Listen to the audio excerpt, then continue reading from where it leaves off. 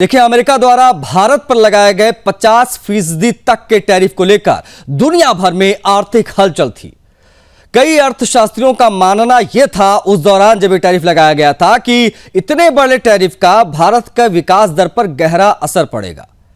लेकिन अब जो ताजा आर्थिक संकेतक सामने आए हैं वो बताते हैं कि अमेरिकी दबाव रणनीति उतनी प्रभावी नहीं रही जितनी एक्सपेक्टेड थी, जितनी उम्मीदें थी। यह कहना जल्दबाजी होगा कि अमेरिकी टैरिफ पूरी तरीके से विफल हो गए, लेकिन इतना जरूर साफ हो गया है कि भारत ने इन टैरिफ का मजबूत विकल्प तैयार कर लिया था और उसी प्लान बी की बदौलत भारतीय अर्थव्यवस्था ने जबरदस्त मजबूती दिखाई। दरअसल मौजूदा वित्त वर्ष में, जो चालू वित्त वर्ष है, उसकी दूसरी तिमाही में भारत की जीडीपी ग्रोथ 8.2% आई, जबकि भारतीय रिजर्व बैंक ने इसे लगभग 6% आसपास आंका था। अंतर्राष्ट्रीय रेटिंग एजेंसीज ने भी 7% से 7.6% के बीच विकास दर का अनुमान जताया था। इन सभी अनुमानों से बेहतर प्रदर्शन करना यह साबित करता है कि अमेरिकी राष्ट्रपति डोनाल्ड ट्रंप की दबाव नीति भारतीय अर्थव्यवस्था को रोक नहीं पाई और सबसे बड़ा उछाल मैन्युफैक्चरिंग सेक्टर में 9.1% और कंस्ट्रक्शन सेक्टर में 7.2% दर्ज हुआ है। सेवा क्षेत्र भी मजबूती से आगे बढ़ा है, जिसकी वजह से जीडीपी का टोटल ग्राफ ऊपर गया है। विशेषज्ञों के मुताबिक टैरिफ के बावजूद घरेलू मांग और निवेश का मजबूत बने रहना भारत की अर्थव्यवस्था को सहारा देता रहा है। ट्रंप प्रशासन का मानना था कि भारत पर भारी टैरिफ लगेगा तो उसे आर्थिक दबाव भारत झेलेगा। विशेष रूप से रूस से कच्चा तेल खरीदने को आधार बनाते हुए अमेरिका ने भारत पर कई उत्पादों पर 50% से ज्यादा का टैरिफ लगा दिया था। ट्रंप को भरोसा था कि इससे भारत निर्यात पर अधिक निर्भर होने के कारण झुक जाएगा, लेकिन ऐसा नहीं हुआ। भारत ने उसी दिन से अपना प्लान बी लागू करना शुरू कर दिया, जो समय के साथ बेहद प्रभावी साबित हुआ। सरकार ने टैरिफ के शुरुआती प्रभाव को कम करने के लिए घरेलू मांग, निवेश, आर्थिक नीतियों पर फोकस शुरू कर दिया था। आयकर छूट बढ़ाकर 12 लाख रुपए तक की आय को टैक्स फ्री किया गया। इस कदम ने सीधे तौर पर मिडिल क्लास की खपत क्षमता बढ़ाई।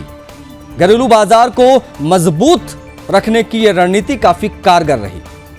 विदेशी बाजारों में मांग कम हुई, लेकिन देश के भीतर खपत, निर्माण और सेवाओं में तेजी जारी रही, जिससे जीडीपी पर बड़ा असर नहीं पड़ा। सरकार ने पूंजी निवेश पर भी बड़ा जोर दिया था।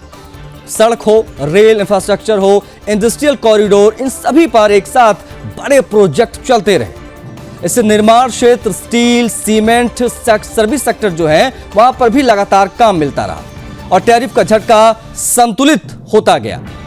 इसके अलावा भारतीय रिजर्व बैंक ने भी ब्याज दरों में समय पर बदलाव कर बाजार में लिक्विडिटी बनाए रखी।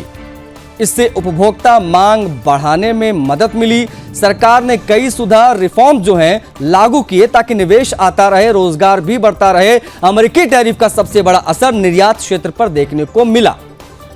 सितंबर में भारत का कुल निर्यात 6.75% बढ़ा। अमेरिका को किए गए निर्यात में 11.9% की गिरावट दर्ज हुई। इसका मतलब साफ है कि भारत ने अमेरिका पर व्यापार निर्भरता कम कर ली है और अन्य देशों की ओर रुख किया है। मूडीज की रिपोर्ट एक जो आई है, उसके मुताबिक 50% अमेरिकी टैरिफ के बावजूद भारत ने कई दूसरे बाजारों में अपना एक्सपोर्ट बढ़ा लिया है। भारत अब 50% से अधिक नए देशों के साथ व्यापारिक बातचीत कर रहा है। इससे स्पष्ट है कि भारत ने अमेरिका के विकल्प तेजी से तलाशे और अपनी आर्थिक नीतियों को उसी दिशा में ढाला।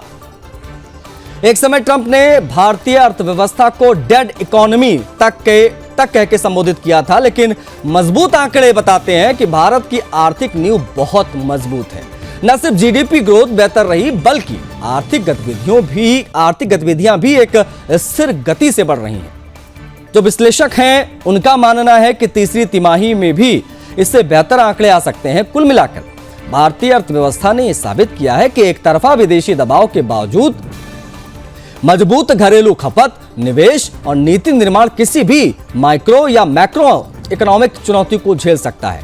अमेरिकी टैरिफ ने भारत को झुकाने के बजाय उसे और अधिक आत्मनिर्भर बनने की ओर धकेला है और यही ट्रंप की दबाव रणनीति की सबसे बड़ी विफलता मानी जा रही है। भारत का जीडीपी 8.2% के हिसाब से बढ़ा है। अमेरिकी टैरिफ किस प्रकार से बेअसर साबित हुआ, उससे संबंधित ये बेहद महत्वपूर्ण खबर।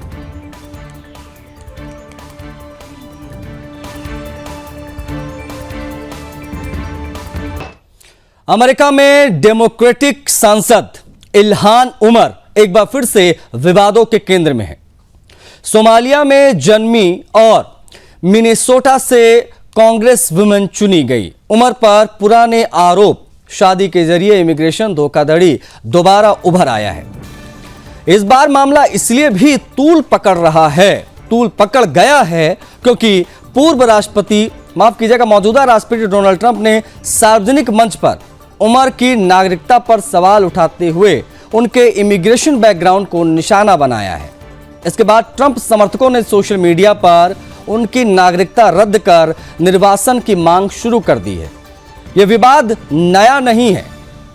2016 में पहली बार आरोप लगे थे कि इल्हान उमर ने 2009 में अहमद नूर सईद एल्मी नामक व्यक्ति से शादी की थी और आलोचकों का दावा है कि एल्मी उनका भाई है, जिससे नागरिकता हासिल करने में मदद मिली।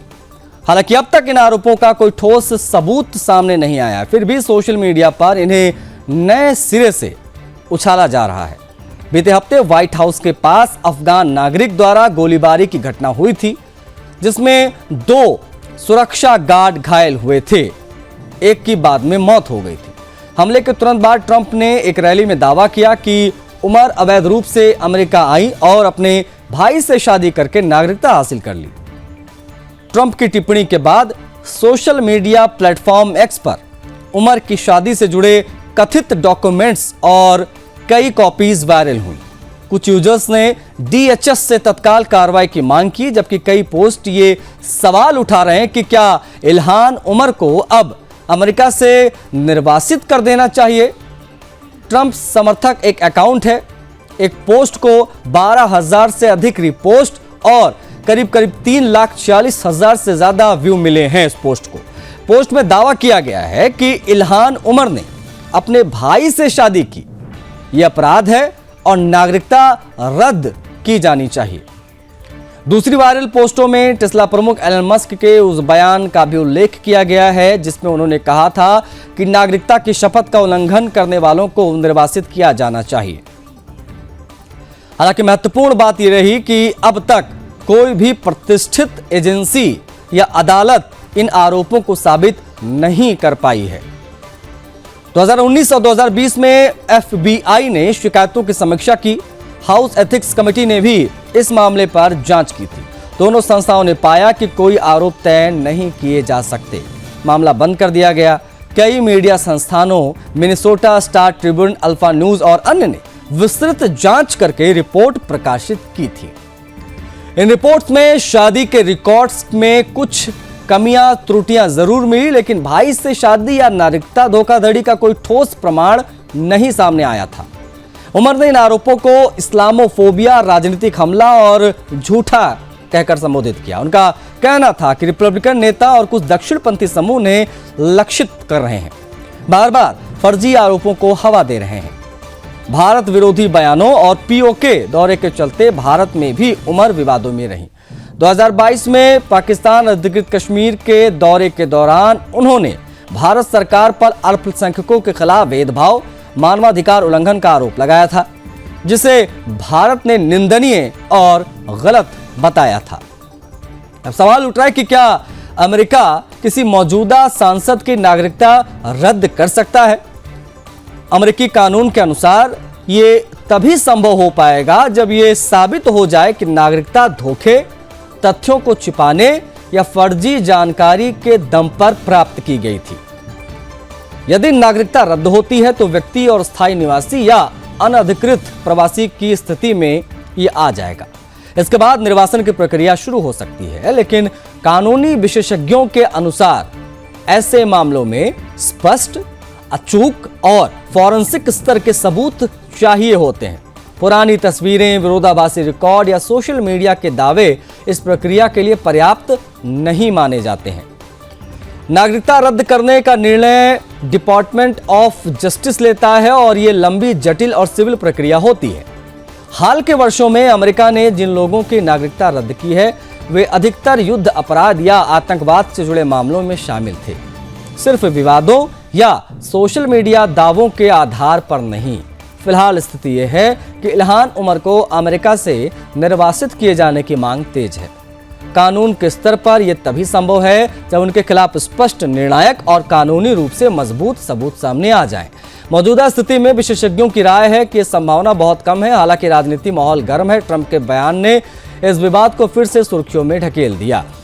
अमेरिकी चुनावी राजनीति में इमिग्रेशन, नागरिकता और नस्लीय मुद्दों की बहस और तेज इसके बाद हो सकती है।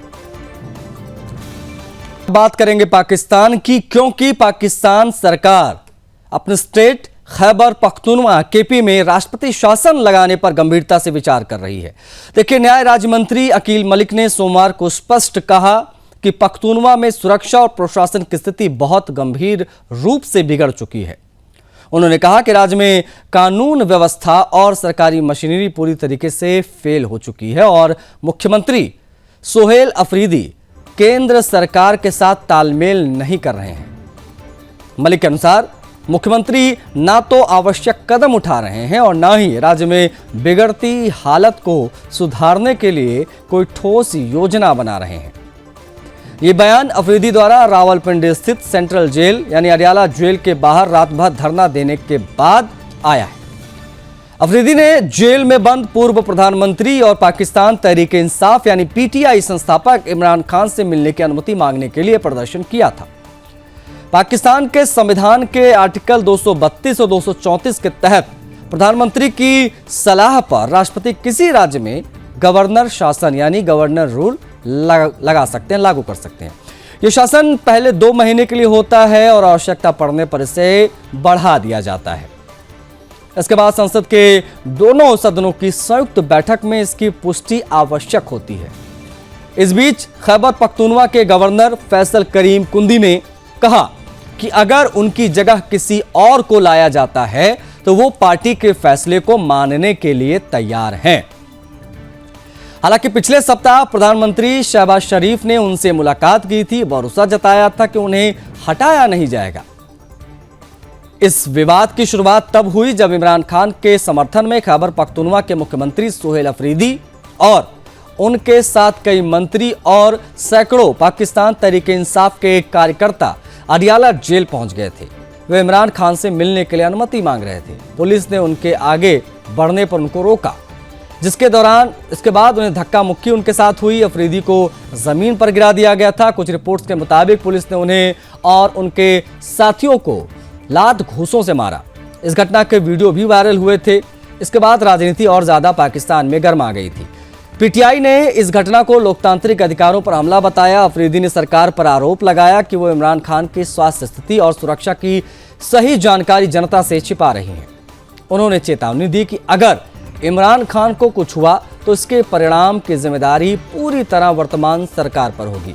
अफरीदी ने पाकिस्तान सेना प्रमुख जनरल असीम मुनीर पर भी तंज कसा। कहा कि देश की बिगड़ती हालत के लिए सेना जिम्मेदार है। उनका कहना था कि इमरान खान तक पहुंच रोकना, उनकी सेहत की जानकारी छिपाना जनता के भरोसे के साथ खिलवाड़ है।